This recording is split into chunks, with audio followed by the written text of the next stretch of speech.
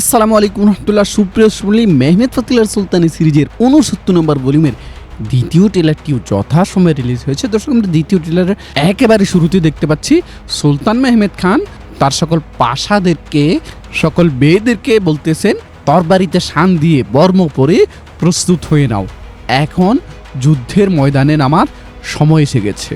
আমাদের এই রাজকীয় অভিযান শুভ ও কল্যাণময় হোক।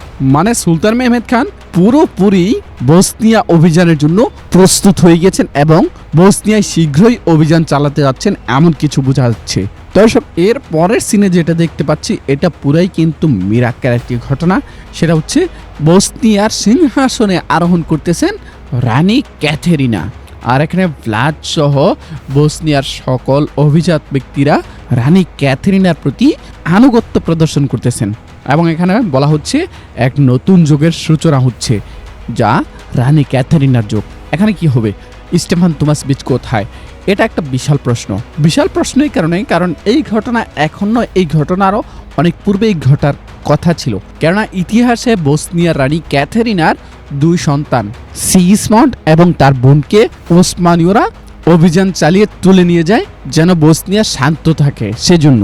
কিন্তু আমরা এখন পর্যন্ত সিগিসমন্ড কিংবা তার বোনকে দেখতে পাইনি। দেখতে পেয়েছি কাকে? স্টেফান তোমাসভিচকে। তো এখন কি স্টেফান তোমাসভিচকে সিগিসমন্ডের জায়গায় তুলে নিয়ে যাওয়া হয়েছে কিনা, সেটা একটা বিশাল প্রশ্ন।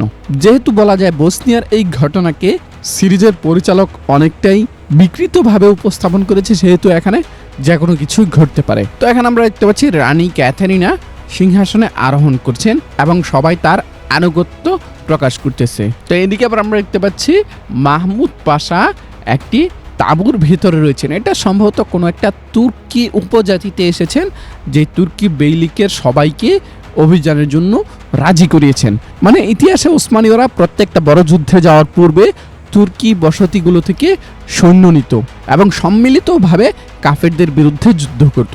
তো সেটারই অংশ হিসেবে মূলত কোনো একটা তুর্কি উপজাতিতে গিয়েছেন মাহমুদ পাশা এবং এখানে মাহমুদ পাশার সাথে সবাই একমত হয়েছে। তো এদিকে আমরা দেখতে পাচ্ছি রাদু তেপেশ ছদ্মবেশে বসনিয়ার সৈন্যদের মধ্যে অনুপ্রবেশ করেছেন। তো এটা ঠিক তিনি কি কারণে করেছেন সেটা এখনো স্পষ্ট না। তবে দুঃখজনক ব্যাপার হচ্ছে রানী ক্যাথেরিনার সামনে ধরা পড়ে যাচ্ছেন রাদু তেপেশ। তো এর পরের সিনে যেটা দেখতে পাচ্ছি এটা কিন্তু একটা মর্মান্তিক সিন। এখানে দেখতে পাচ্ছি ভ্লাদ তেপেশ তার মাকে জড়িয়ে ধরে রেখেছে এবং বলতেছে, তুমি যতদিন আমার পাশে থাকবে আমি মেহমেদের কোনো ক্ষতি করতে পারবো না।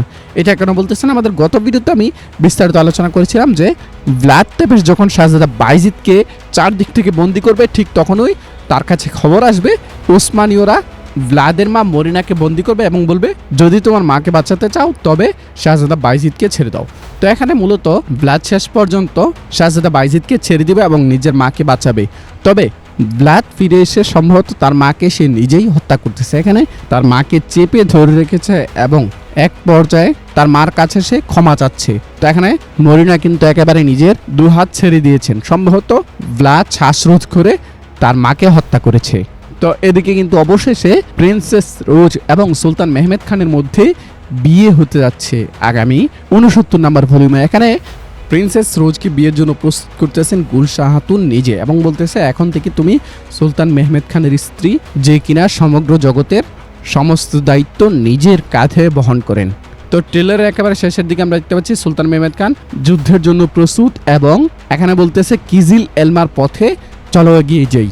আল্লাহু আকবার। তো এখানে কিন্তু আমরা শাহজাদা বাইজিদকেও উপস্থিত দেখতে পাচ্ছি। এর মানে ওই যে বলেছিলাম যে শাহজাদা বাইজিদ ভ্লাদের হাত থেকে সুলতান মেহমেদ খানের কৌশলের মাধ্যমে ছুটে আসবেন। তো যাই হোক দর্শক, সবকিছু মিলিয়ে এই ছিল আজকের ভিডিও। আজকের ভিডিও সম্পর্কে আপনাদের মতামতকে সেটি অবশ্যই কমেন্ট বক্সে কমেন্ট করে জানিয়ে দিবেন। দেখা হচ্ছে আমাদের পরবর্তী ভিডিওতে। সেই পর্যন্ত আমাদের সাথে থাকবেন। আসসালামু আলাইকুম রহমতুল্লাহ। বিশ্বস্ততার আরেক নাম JM telecom. Earbuds, Bluetooth, smart watch, headphone সহ আরো অসংখ্য মোবাইল গ্যাজেট পাবেন আমাদের এখানে। আমাদের ফেসবুক পেজ অথবা স্ক্রিন দেওয়া হোয়াটসঅ্যাপ নাম্বারে যোগাযোগ করে কোনো প্রকার অগ্রিম পেমেন্ট করা ছাড়াই সারা বাংলাদেশের যে কোনো প্রান্ত থেকে একদম ঘরে বসেই আমাদের পণ্যগুলো কিনতে পারবেন। বিশ্বস্ততার আরেক নাম জেএম টেলিকম।